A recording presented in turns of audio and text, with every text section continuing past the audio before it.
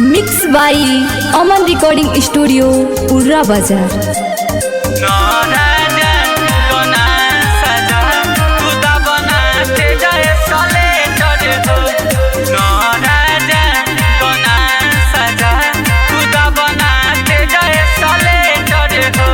बढ़ेला सुनी धुक धुकी पिया आज दीना या राम रउआ रुकी पिया। बढ़ेला सुनी धुक धुकी पिया आज दीना या राम रउआ रुकी पिया। अरे हो जाई रे बड़ा का मेटर हो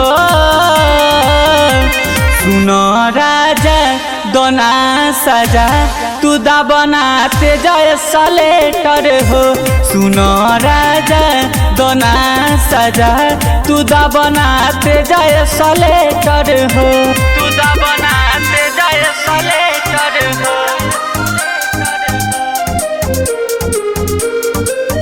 राजा दोना सजा तू दा बनाते जय सलेटर हो।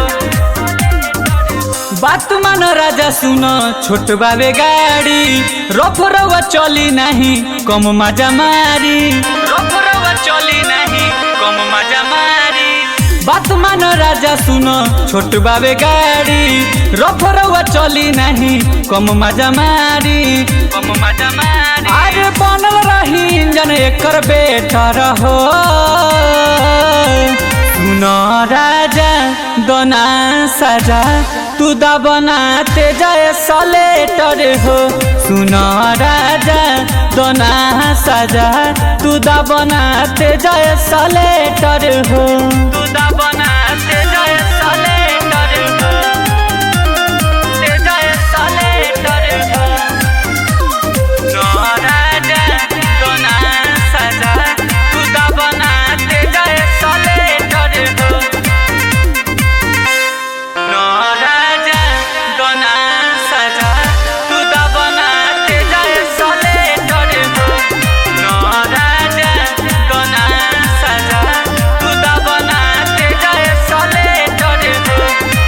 शाहिदा मतलबी लागे देह बगिराई 4 नंबर के अरे में बेहल फनाई। 4 नंबर के अरे में बेहल फनाई। जाबिर राजन लागे देह बगिराई 4 नंबर के अरे में बेहल फनाई। बेहल फनाई। अरे सबे राजा बुझा नहीं टेटर हो